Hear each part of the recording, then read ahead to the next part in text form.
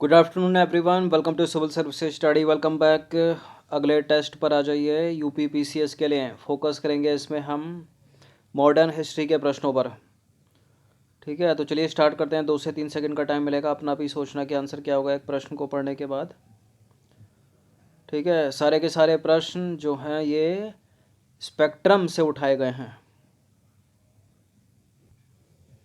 तो question number 1 पर आ जाइए। वेनगार्ड ऑफ इंडियन इंडिपेंडेंस नामक पत्र का संबंध निम्नलिखित में से किससे था? किससे था? बाल गंगाधर तिलक, मदन मोहन मालवीय, भगत सिंह या फिर Manvendra Nath Roy. Vanguard of Indian independence Manvendra Nath Roy, option number A. तो मानवेंद्र नाथ रॉय ने 1922 में बर्लिन में, ठीक है, कार्यालय स्थापित किया, जहां से उन्होंने वेनगार्ड ऑफ इंडियन इंडिपेंडेंस नामक पाक्षिक, ठीक है, तथा इंडिया इन ट्रांजिशन नामक समाचार पत्रों का प्रकाशन किया। ठीक है, एक तो हो गया पाक्षिक। पाक्षिक कौन सा है? Vanguard of Indian independence. और दूसरा समाचार पत्र है इंडिया इन ट्रांजिशन। ठीक है, दैनिक वाला हो गया। क्वेश्चन नंबर 2 पर आ जाइए। निम्नलिखित में से किसका संबंध वामपंथी आंदोलन से था? मेरठ षड्यंत्र case, trade dispute bill, public safety bill, उपरोक्त सभी। वामपंथी आंदोलन से किसका संबंध था? मेरठ षड्यंत्र केस, ट्रेड डिस्प्यूट बिल और पब्लिक सेफ्टी बिल भी। ठीक है, और व्हाइटले कमीशन भी, डी, सभी है। तो 1928 से लेकर 1930 में साम्यवादियों के बढ़ते प्रभाव को रोकने के लिए अंग्रेजी सरकार ने 4 महत्वपूर्ण कदम उठाए। कौन कौन से थे वो? पब्लिक सेफ्टी बिल और व्हाइटली कमीशन, ट्रेड डिस्प्यूट बिल और मेरठ षड्यंत्र केस। देखिए, कम्युनिस्ट आंदोलन पर ब्रिटिश सरकार का सबसे बड़ा प्रहार था मेरठ षड्यंत्र केस 1929 से लेकर 1933 तक, जिसके तहत 27 बड़े नेताओं को गिरफ्तार किया गया। वर्ष 1934 में इस दल पर जो है प्रतिबंध लगा दिया गया 1934 में। क्वेश्चन नंबर 3 पर आ जाइए। निम्नलिखित में से कौन कांग्रेस साम्यवादी दल की स्थापना से जुड़ा था? कौन था जो कांग्रेस साम्यवादी दल की स्थापना से जुड़ा था? जयप्रकाश नारायण, मीनू मसानी, राम मनोहर लोहिया। प्रश्न इंपॉर्टेंट है, पूछ लिया जाता है पीसीएस में, पहले भी पूछा हुआ है। राम मनोहर लोहिया जुड़े थे, मीनू मसानी जुड़े थे, जयप्रकाश नारायण जुड़े थे, तीनों के तीनों जुड़े थे। इसलिए इसका आंसर क्या हो जाएगा? Option number D 1 2 3। तो सविना बग्या आंदोलन की असफलता के बाद कांग्रेस के युवा नेताओं का झुकाव जो है समाजवाद की ओर हुआ। जयप्रकाश नारायण, आचार्य नरेंद्र देव, मीनू मसानी, अशोक मेहता, राम मनोहर लोहिया, यूसुफ मेहर अली इसके जो है प्रमुख नेता थे। और इन लोगों ने मिलकर 1934 में बम्बई में कांग्रेस समाजवादी दल की स्थापना की। ठीक हो गया। क्वेश्चन नंबर 4 पर आ जाइए। एक पुस्तक है, उस पुस्तक का नाम है समाजवाद ही क्यों। किसने लिखी है ये? समाजवाद ही क्यों पुस्तक किसने लिखी है? भगत सिंह? नहीं, जयप्रकाश नारायण ने, ऑप्शन नंबर डी। तो जयप्रकाश नारायण ने समाजवाद ही क्यों तथा आचार्य नरेंद्र देव ने समाजवाद एवं राष्ट्रीय आंदोलन नामक पुस्तक लिखी थी। बात करें जयप्रकाश नारायण की, तो जयप्रकाश नारायण भारतीय स्वतंत्रता सेनानी और राजनेता थे। उन्हें 1970 में इंदिरा गांधी के विरुद्ध विपक्ष का नेतृत्व करने के लिए जाना जाता है। इंदिरा गांधी को पदच्युत करने के लिए उन्होंने संपूर्ण क्रांति नामक आंदोलन चलाया था।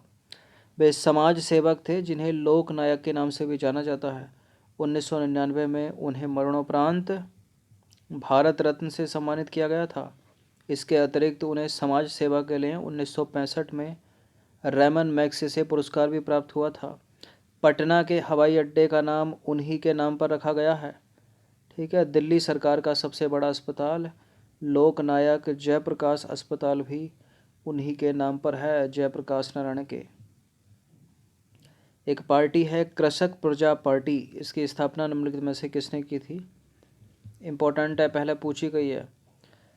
समीक्षा अधिकारी में भी पूछा गया है, लोअर पीसीएस में भी पूछा गया है। यूपी के कृषक प्रजा पार्टी की स्थापना किसने की थी? फजलुल हक, ऑप्शन नंबर बी। तो देखिए फजलुल हक ने कृषक प्रजा पार्टी की स्थापना की थी। फजलुल हक की बात करें तो भारत के उत्तर प्रदेश की प्रथम विधानसभा में विधायक रहे फजलुल हक।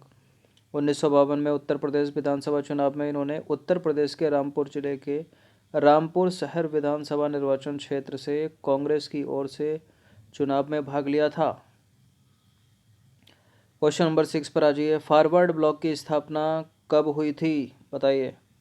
सुभाष चंद्र बोस ने फॉरवर्ड ब्लॉक की स्थापना कब की थी? ज़्यादा ठीक रहेगा। बताइए। 1924 में? नहीं, 1939 में, 1939, ऑप्शन नंबर बी। तो मार्च 1939 में सुभाष चंद्र बोस ने फॉरवर्ड ब्लॉक की स्थापना की।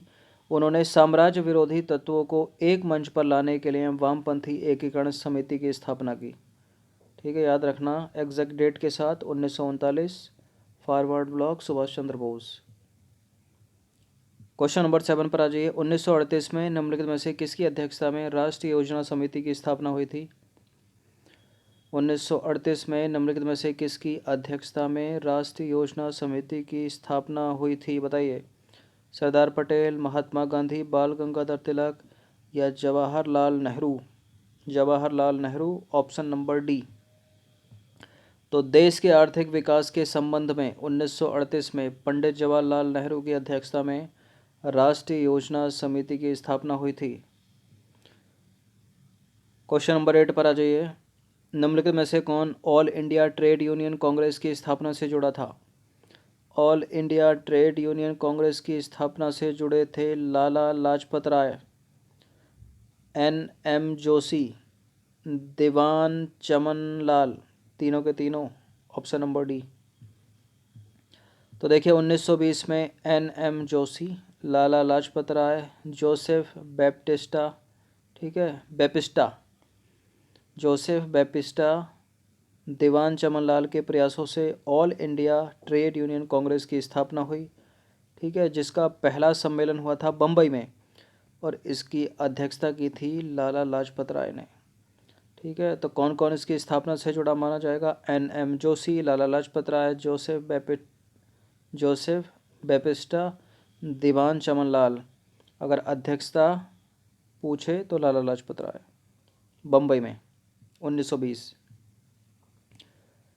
क्वेश्चन नंबर 9 पर आ जाइए। 1918 में निम्नलिखित में से किसने मद्रास लेबर यूनियन नामक भारत का प्रथम आधुनिक श्रमिक संगठन स्थापित किया था? किसने किया था मद्रास लेबर यूनियन 1918 में? स्वामी विवेकानंद नहीं है, राम मनोहर लोहिया नहीं है, स्वामी सहजानंद सरस्वती भी नहीं है, BP Wadia, BP Wadia, option number C. तो 1918 में बीपी बाडिया ने मद्रास लेबर यूनियन नामक भारत का प्रथम आधुनिक श्रमिक संगठन स्थापित किया।